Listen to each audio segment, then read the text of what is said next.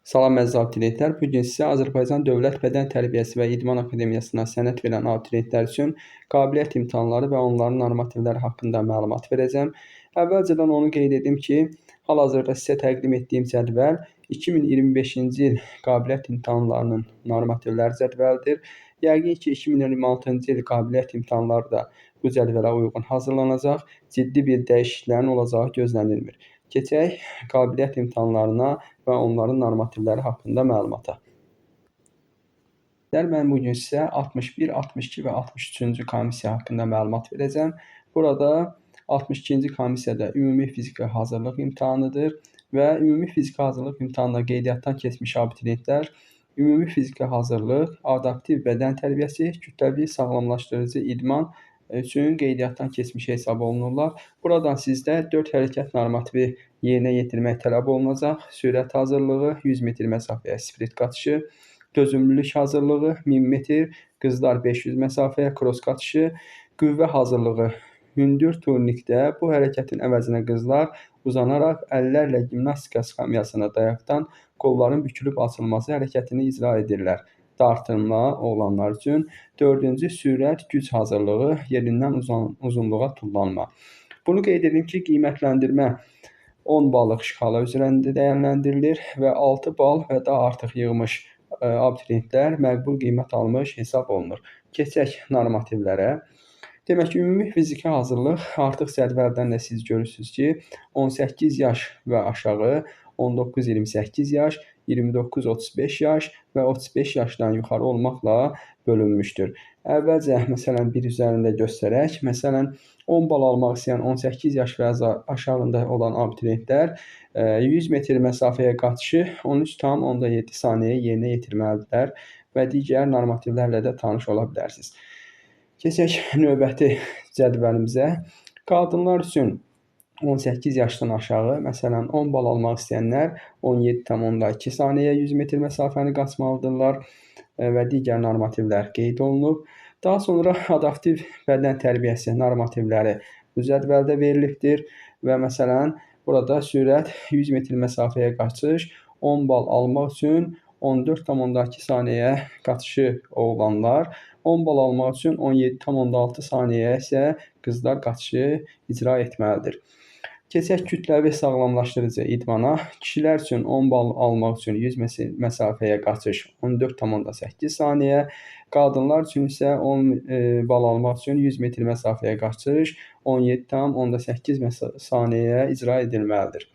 Daha sonra 63-cü komissiya ilə tanış olaq. Bu komissiyada biz fiziki tərbiyə və çağırışa qədərki hazırlıq müəllimliyi, fiziki tərbiyə müəllimliyi, fiziki tərbiyə müəllimliyi orta ixtisas təhsil bazası üzrə. Yəni burada da bizdən 4 hərəkət üzrə normativləri yerinə yetirmək tələb olunacaq. Sürət hazırlığı, 100 metr məsafəyə sprint qatışı, sürət güc hazırlığı, yerindən uzunluğa tullanma, gimnastika hərəkətləri, idman oyunları. Yenə də burada əvvəlki cədvəldə olduğu kimi normativ 10 balla qiymətləndiriləcək və 6 bal və üzərində qiymət alanlar məqbul qiymət almış hesab olunur. Keçək normativlər cədvəlinə. Məsələn, burada görürük ki, yaş aralığı 16-18, 19-28, 29-35 və 35 yaşdan yuxarı olmaq şəklində bölünüb. Məsələn, kişilər üçün 16-18 yaş aralığında 10 bal almaq üçün 100 metr məsafəni 14 saniyəyə qaçmalı. Qadınlar isə 10 bal almaq üçün 100 metr məsafəni 17,6 saniyəyə qaçmalıdırlar. Yəni, digər normativlərlə də bu şəkildə tanış ola bilərsiniz. Keçirik növbəti cədvəlimizə. Hərəkətlər, sürət 100 metr məsafəyə qaçış, kişilər üçün 10 ballıq şkala 14,4 saniyə, qadınlar üçün isə 18,1 saniyə və digərləri ilə də eyni şəkildə tanış ola bilərsiniz. Keçirik 61-ci komissiyaya.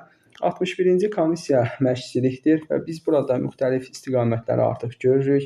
Atıcılıq, üzgüçülük, velosiped, ağırlıq qaldırma, atletika, basketbol, boks, futbol, gimnastika, cüdo, karate, sambo, sərbəst güləş, Yunan-Roma güləşi, handbol, qılınc oynatma, stol üstü tenis, şahmat, taekvondo, voleybol, alpinizm, badminton, kamandan ox atma, kanoe və avar çəkmə, tenis, triatlon, və xizək alpinizmi və ixtisasları daxildir. Yenə də burada 10 ballıq şkala üzrə qiymətləndirilir və 6 bal və yuxarı məqbul qiymət hesab edilir. Keçək normativlər cədvəlinə. İlk qabiliyyət imtahanı, məsələn, şahmat üzrə olan qabiliyyət imtahanı, burada da artıq müəyyən fiziki göstəricilər, normativlər olaraq qəbul olunur birinci mərhələ üçün. Məsələn, kişilər üçün 18 yaş və aşağı, 19-28 yaş, 29-35 yaş və 36 yaş və yuxarı olaraq, məsələn, hərəkət olaraq sürət 100 metr məsafəyə qaçış bizdə 15,5 saniyə, qadınlarda isə 18,5 saniyə olaraq qeyd edilmişdir. Növbəti belə deyək, qrafiklərimizlə bu şəkildə tanış ola bilərsiniz. Kimə hansı sahə maraqlıdırsa, ətraflı videonu saxlayaraq normativləri oxuya bilərsiniz.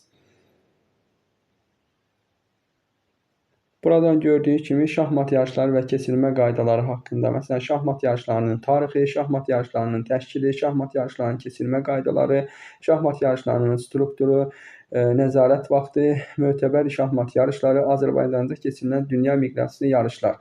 Məsələn, burada sizə nümunə suallar yəqin ki, təqdim ediləcək. Beynəlxalq Şahmat Federasiyası neçənci ildə yaradılıb, şahmat üzrə rəsmi dünya çempionu kim olmuşdur və sair kimi artıq bir neçə testi siz görə bilərsiniz. Məşqçilik, üzgüçülük, məsələn, burada artıq normativlər qeyd olunubdur. Buradan baxa bilərsiniz. Keçək cədvələ. Cədvəldə də artıq görürsünüz ki, bizdə 18 yaş və aşağı, 19-28 yaş, 29-35 yaş və 35 yaşdan yuxarı şəklində qeyd olunub. Daha sonra yəqin ki, ikinci cədvəlimiz qadınlar üçün nəzərdə tutulub. Eyni aralıqlara bölünüb. 18 yaş və aşağı, 19-28 yaş, 29-35 yaş və 35 yaşdan yuxarı olmaq şəklində bölünüb. Normativlər isə burada göstərilir. Yəni, bu şəkildə bir neçə komissiya və onların normativlərini sizə qeyd etdim. Digər normativlər sizə maraqlıdırsa, jurnalı belə deyək, onlayn şəkildə əldə edə bilər və yaxud da ki, kitab mağazalarından alaraq bütün normativlərlə tanış ola bilərsiniz.